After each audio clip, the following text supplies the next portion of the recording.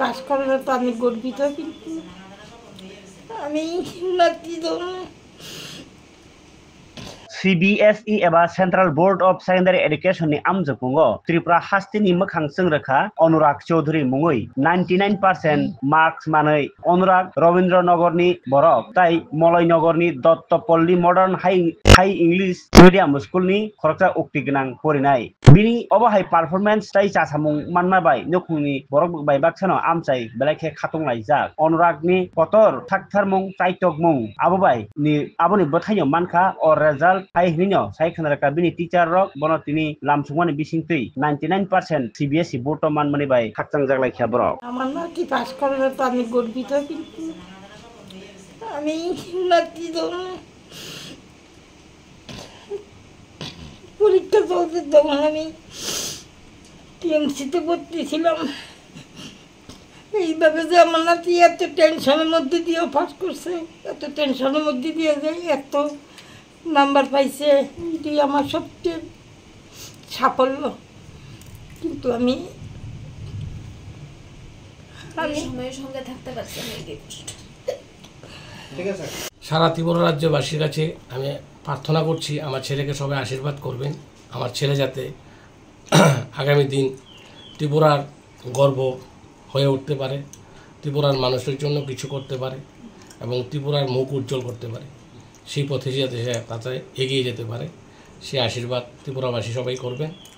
আর মা, আমি একজন শারীরিক প্রতিবন্ধী হয়েও আর আমি এমনিতে আমি পুরোহিত, পূজার্চনা করি, মায়ের চরণে ফুল দিয়ে ফুল জল প্রদান করে যে দক্ষিণা পাই, সেই দক্ষিণার বিনিময়ে আমার সংসার প্রতিপালন করি।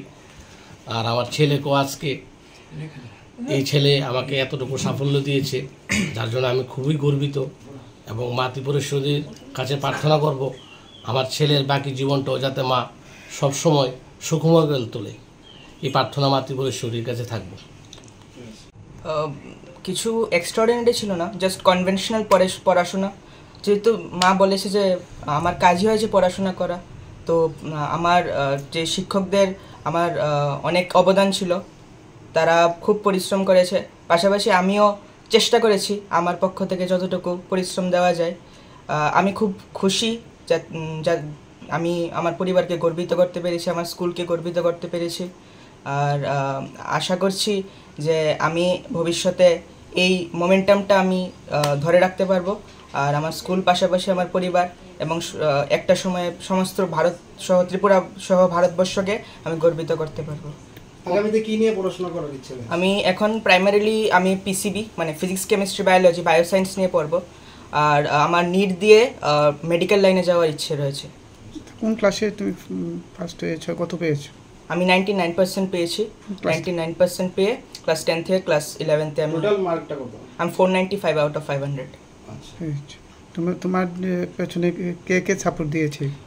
প্রথমত মা ত্রিপুরেশ্বরীর অশেষ কৃপা রয়েছে, পাশাপাশি আমার গৃহশিক্ষক, আমার স্কুলের সকল শিক্ষকদের অবদান, আমার মা বাবার আশীর্বাদ, আমার পরিবারের সকলের আপনজনেদের আশীর্বাদ রয়েছে, বড় যারা ছিলেন তাদের সবাই আমার আশীর্বাদ রয়েছে।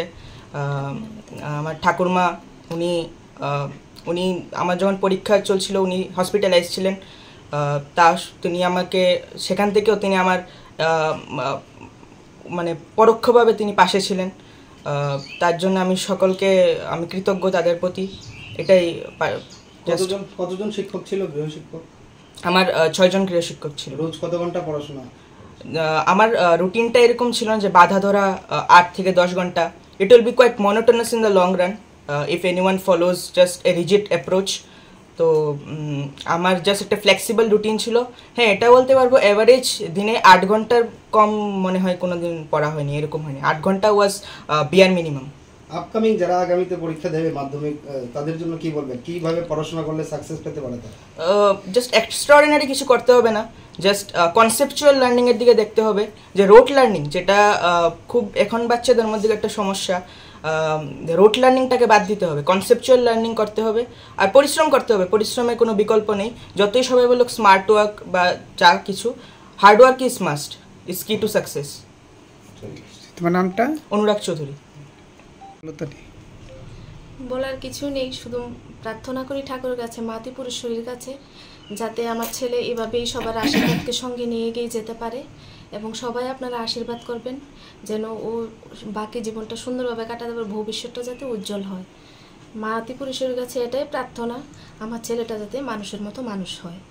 আর ওর যে সফলতা এটার জন্য শুধু ও যথেষ্ট পরিশ্রম করেছে, একটা স্টুডেন্টের দায়িত্বই পরিশ্রম করা, একটা স্টুডেন্টের কাজই হলো পরিশ্রম করা, কিন্তু ওর গৃহশিক্ষকরা ওর বড়রা ওকে আশীর্বাদ করেছে আর গৃহশিক্ষকরাও যথেষ্ট পরিশ্রম করেছে ওকে নিয়ে।